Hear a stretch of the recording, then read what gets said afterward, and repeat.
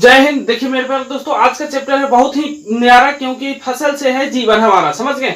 आइए देखते हैं फसल क्या है। इस वीडियो में हम समझेंगे फसल का उत्पादन कैसे किया जाता है, कि फसल मौसम में किस प्रकार से होते हैं, मौसम के आधार पर फसल कितने प्रकार के होते हैं, और फसल का जो उत्पादन करने के लिए आधारभूत प्रमेय क्या है, हम ये भी समझेंगे मिट्टी की तैयारी कैसे किया जाता है, बुआई कैसे किया जा सकता है, या तो इसमें हम उर्वरक भी कैसे छीटा जा सकता है, कब क्या होता है खरपतवार नाशी, क्या कीटनाशी, या तो क्या होता है कटाई भंडारण तक एफसीआई, इस सब का मतलब क्या होता है। आइए इस वीडियो में हम समझने वाले हैं कि मेनली जो है फसल कितने प्रकार से होता है। आखिर मेन मुद्दा फसल की बात करें तो फसल अगर जो बात किया जाए तो भारत देश में लगभग 1.5 लाख वर्ष पूर्व से ही फसल का उत्पादन हो रहा है। फसल से ही हमारा जीवन ही चलता है, और बहुत सारे लोग जो होते हैं इस प्रकार से भ्रम में रहते हैं कि फसल क्या चीज है, और फसल को उत्पादन में परीक्षा में किस प्रकार से सवाल पूछता है। तो यही सब शब्दों का हम जवाब देने वाले हैं। आइए क्लास को आगे बढ़ाते हैं। सबसे पहले बात किया जाए तो फसल क्या है।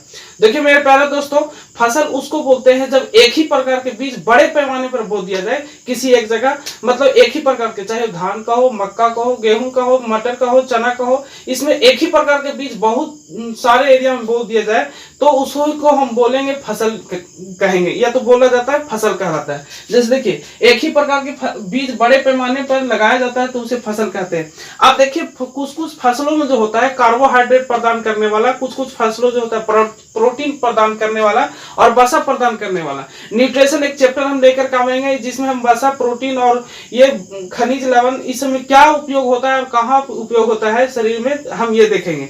तो चलिए देखिए फसल क्या है। देखिए फसल में सबसे पहले कार्बोहाइड्रेट प्रदान करने वाली फसलें होती है। तो फसलें कार्बोहाइड्रेट प्रदान करने वाली फसलें क्या है, तो जितना भी अनाज देखते हैं मेरे प्यारे दोस्तों, जैसे मक्का, गेहूं, जो देख रहे हैं गेहूं छोड़ा करके मक्का, गेहूं और धान और ज्वार, फिर बाजरा, ये सब जितना भी फसलें होते हैं वो कार्बोहाइड्रेट प्रदान करते हैं। बात समझ में मेरे प्यारे मित्रों। तो कार्बोहाइड्रेट प्रदान करने वाली फसलें यहाँ पर दिया गया है, गेहूं, चावल, मक्का, बाजरा, ज्वार, इसी को बोला जाता है अनाज। क्या बोला जाता है मेरे प्यारे मित्रों? अनाज बोला जाता है। अब आगे देखिए प्रोटीन प्रदान करने वाली भी फसल लगाए जाते हैं। प्रोटीन प्रदान करने वाली जो फसल होते हैं, देखिएगा इसमें प्रोटीन प्रदान करने वाली फसल चना, मसूर, मूंग, अरहर, मटर, तो इस सबको बोला जाता है दलहन। जो प्रोटीन प्रदान करने वाली फसलें होते हैं उसको कबाड़ने पर आपको स्क्रीन बोर्ड पर दिखाई दे रहा है, उसमें जड़ दिखाई देता है। वो जड़ के समान क्या होता है? गांठ होता है। तो उसी से प्रोटीन का निर्माण होता है। बात समझ रहे हैं? जिसको ग्रंथि ग्रेट्स बोलते हैं, ग्रंथि बोलते हैं, समझ गए कि नहीं? ज्वाइंट्स बोलते हैं। तो ये प्रोटीन प्रदान करने वाली फसल को हम लोग दलहन फसल कहते हैं। अनाज प्रदान करने वाली फसल को हम लोग बोलते हैं, जो यहाँ पर कार्बोहाइड्रेट प्रदान करने वाली को अनाज बोलते हैं। अब देखते हैं इसमें सरसों या बसा तेल प्रदान करने वाली फसल क्या होता है, जो वसा प्रदान करता है। जैसे ऐसे फसलों जिसमें वसा की मात्रा हो, बात समझ लो, चर्बी जिसे बनता है, फैट, लंबोदर निकल जाए, ले ससुरी लंबोदर निकल गए लोरे, समझ गए कि नहीं? तो ज्यादा मोटा जाता है, एकदम लग रहा है कि एक अपने आप में एक हड़िया रख ले पेटवा में। तो ये किसका प्रदान होता है? वसा ज्यादा कोई सेवन कर लेता है तो उसमें उसका लंबोदर बढ़ जाता है। ये सब हम साइंस में आप लोग को पढ़ा दिए हैं, जिसमें बायोलॉजी का चैप्टर है उसमें भी देखिएगा। वसा प्रदान करने वाली फसल सरसों, मूंग, सूरजमुखी, तीसी, ये तीसी का तेल या तीसी, समझ गए कि नहीं? ये सब फसलों को तेलहन फसल बोला जाता है। तो ये सब फसल हो गया आपके पास कार्बोहाइड्रेट, प्रोटीन और वसा प्रदान करने वाले। अब हम देख रहे थे कि फसलों को क्या एक ही सीजन में इस प्रकार से तैयार किया जाता है? जी नहीं मेरे प्यारे दोस्तों, फसलों को जो है किस प्रकार से तैयार किया जाता है? फसल जो मौसम के आधार पर होता है, मौसम के आधार पर 3 प्रकार के फसलें होते हैं। सबसे पहले इसके प्यारे दोस्तों, अब मौसम के आधार पर हम लोग फसल को उगाने के लिए सीखते हैं कि मौसम के आधार पर कौन सी फसलें होती है और कब लगाया जाता है और कब काटा जाता है। क्रॉप्स जो होता है 3 प्रकार के मौसम के आधार पर होता है। सबसे पहले बात किया जाए तो रबी फसल, दूसरी होती है खरीफ फसल और तीसरी होती है जायद फसल। रबी फसल क्या कहलाता है मेरे प्यारे दोस्तों? तो रबी फसल वैसी फसल जो होता है जिसको हम नवंबर से दिसंबर के महीने में लगाते हैं और मार्च अप्रैल के महीने में काट ले जाते हैं, जिसे रबी फसल कहते हैं। रबी फसल में कौन कौन सा आता है? चना, मटर, सरसों, गेहूं और तीसी, ये सब जो देखते हैं इसमें रबी फसल कहलाता है। ये रबी फसल कहलाता है। ये रबी फसल कहने का मतलब नवंबर दिसंबर में लगाया जाएगा और मार्च अप्रैल में क्या किया जाएगा? काट लिया जाएगा, उसे रबी फसल कहते हैं। अब देखते हैं हम लोग खरीफ फसल। मेरे प्यारे दोस्तों, खरीफ फसल क्या है? तो ऐसे फसल जिसको जून जुलाई मतलब बरसात ऋतु के समय में लगाया जा सकता है, और ये नवंबर दिसंबर के महीने में, दिसंबर तक ये मेनली कटता है, उसे हम लोग क्या बोलते हैं? तो खरीफ फसल बोलते हैं। जी हाँ मेरे प्यारे दोस्तों, खरीफ फसल बोलते हैं वैसे फसल जिसको आप जून जुलाई के महीने में लगाते हैं और नवंबर दिसंबर के महीने में काट लेते हैं, उसे खरीफ फसल कहते हैं। जैसे धान, मक्का, ज्वार, बाजरा, ये कपास, ये सब जो फसलें होती है ये सब हम लोग कहलाता है खरीफ फसल कहते हैं। इसको कौन बोलते हैं? खरीफ फसल कहते हैं। अब देखिए मक्का हो गया, धान हो गया, कपास हो गया इत्यादि, ये सब जो देख रहे हैं ये खरीफ फसल में आता है। अब इसको हम ग्रीष्म फसल या जायद फसल किसको बोलते हैं? तो देखिए ये फसलों मेनली जो है 2 से 3 महीना के अंतराल में लगता है। धान का फसल कुछ अधिक समय ले लेता है, लेकिन इसमें ग्रीष्म फसल क्या होता है? तो वैसे फसल जिसको करता है, मतलब मई जून में जिसको लगाया जा सकता है और जून जुलाई तक इसको पूरा फाइनली काट लिया जाता है, उसे हम ग्रीष्म फसल या जायद फसल कहते हैं। इसमें फसलों की तैयारी करने में बड़े पैमाने पर हमको सिंचाई की व्यवस्था रखनी होती है। जहां पर सिंचाई की अच्छी व्यवस्था हो इसमें ग्रीष्म फसल आते हैं, इसको ग्रीष्म फसल या जायद फसल उगाए जा सकते हैं। जैसे आप लगा दिए और पानी वहां पर व्यवस्था ही नहीं, तो ससुर ग्रीष्म फसल लगाने से क्या फायदा? मर गेलू तो घोरे गेलू, चर गेलू तो बनावे गेलू, समझ गए कि ना बाबू? तो जिसको भोजपुरिया में कहावत ना है कि जब चर गए तो घोर गया, मर गया तो उसको पटावे गया। तो इसमें ग्रीष्म फसल या जायद फसल को मई जून जुलाई के महीने में हम क्या कर सकते हैं? इसको लगाते हैं और इसको जून जुलाई के महीने में काट लेते हैं। मई जून में लगता है, मेनली ये 30 से 45 दिन का होता है। जैसे ऐसी फसल में यही सब मौसम में बहुत तरह से सब्जियां भी निकलते हैं जिसको ग्रीष्म फसल कहते हैं। खीरा ककड़ी ज्यादा इसी समय निकाला जा सकता है। तो धान मक्का भी इसी समय लगता है जहां पर बड़े पैमाने पर सिंचाई की व्यवस्था हो, तो इसको हम फसल कहते हैं। अब हम ये देखेंगे आगे कि फसल के आधारभूत परिमेय क्या है, फसल को तैयार करने की क्या है, और इसमें मिट्टी तैयारी कैसी होती है, और ये बुआई किस तरह से हो सकता है, और ये भी हम देखेंगे।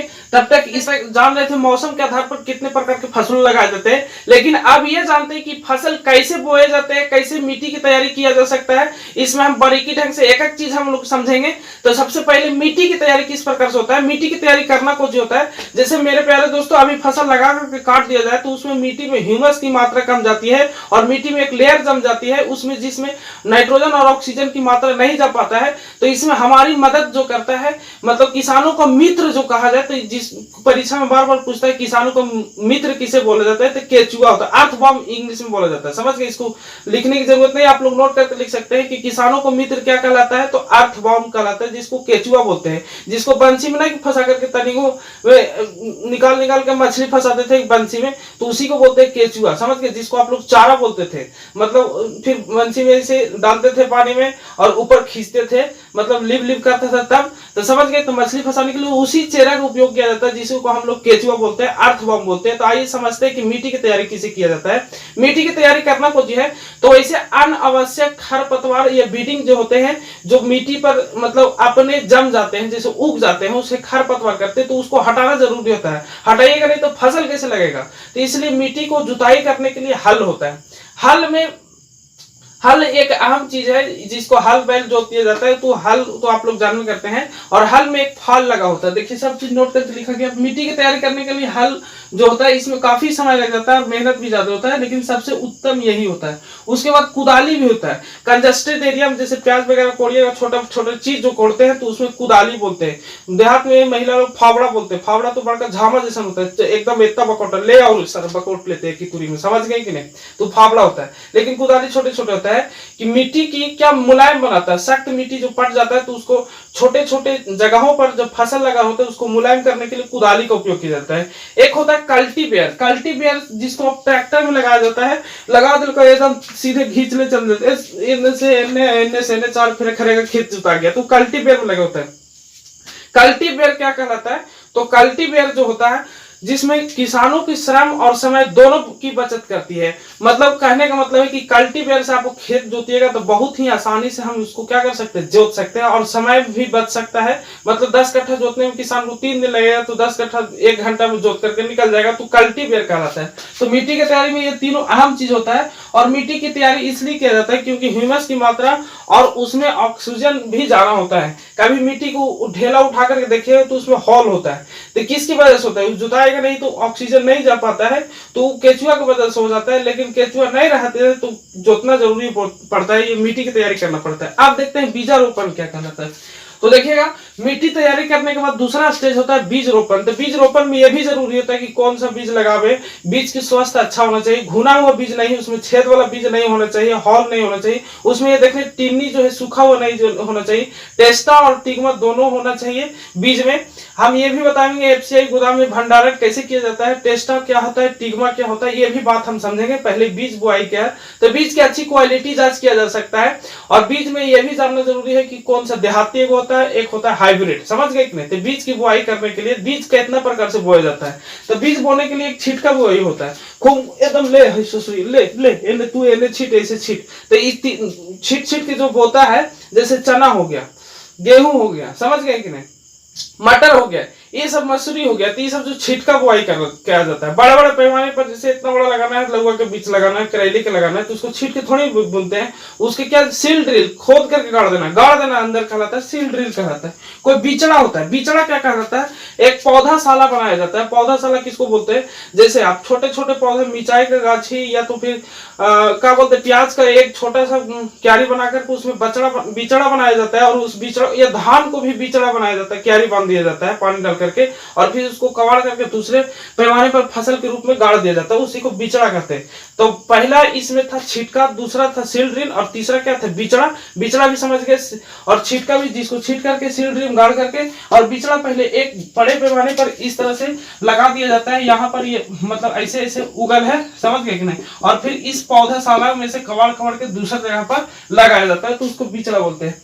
आगे हम देखते हैं खाद एवं उर्वरक क्या है और खरपतवार। दोस्तों अब देखते हैं खाद एवं उर्वरक क्या होता है, उर्वरक का खाद कैसे लगाया जाता है, कैसे छीटा जाता है, और प्रयोग कैसे किया जाता है, और बनाया कैसे जाता है। देखिए मेरे प्यारे दोस्तों, खाद जो है घरों में बनाया जाता है। इसको बनाने के लिए जो अपशिष्ट आपके पास तत्व होते हैं, जो गाय का जो अपशिष्ट निकलता है, जिसको गोबर बोलते हैं, उसी से बनता है ये खाद बनता है। खाद का प्रयोग जो होता है फसल को लगाने से पहले छिड़क दिया जाता है, समझ गए कि नहीं, तो उसको हम लोग क्या बोलते हैं, खाद बोलते हैं। लेकिन ये खाद जो है हमारे मिट्टी को ह्यूमस की मात्रा जो होता है कमने नहीं देता है, बढ़ाता है। खाद जहां जाएगा तो ह्यूमस मतलब खाली जगह मिट्टी में जो प्राप्ति होता है उसी को ह्यूमस बोलते हैं, इसकी मात्रा कभी कमता नहीं है। और ये भी जान लीजिए कि पौधों में ये वृद्धि थोड़ा कम करता है, लेकिन पौष्टिक आहार देने में कमी नहीं छोड़ता है। ये खाद की बात हो गया। खाद को घर पर बनाया जा सकता है, खाद एवं उर्वरक में अंतर पूछेगा तो खाद को घर पर बनाया जा सकता है। खाद जो मिट्टी में ह्यूमस की मात्रा करने नहीं देती है।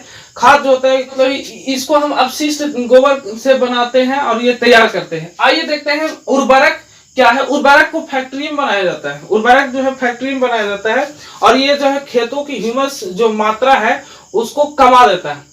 खाद जो है फसल लगाने के बाद छिड़का जाता है। कोई कोई ऐसा खाद होता है जिसको हम पहले छिड़क देते हैं। खाद ने उर्वरक की बात कर रहे हैं। उर्वरक जो है फसल को लगाने के बाद हम लोग छिड़कते हैं, समझ गए कि नहीं, तो उसको उर्वरक कहता है। उर्वरक को तैयार जो होता है फैक्ट्रियों में किया जाता है। आइए समझते हैं उर्वरक में कौन कौन सा उर्वरक आप लोग की जरूरी पड़ता है, एकदम महत्वपूर्ण।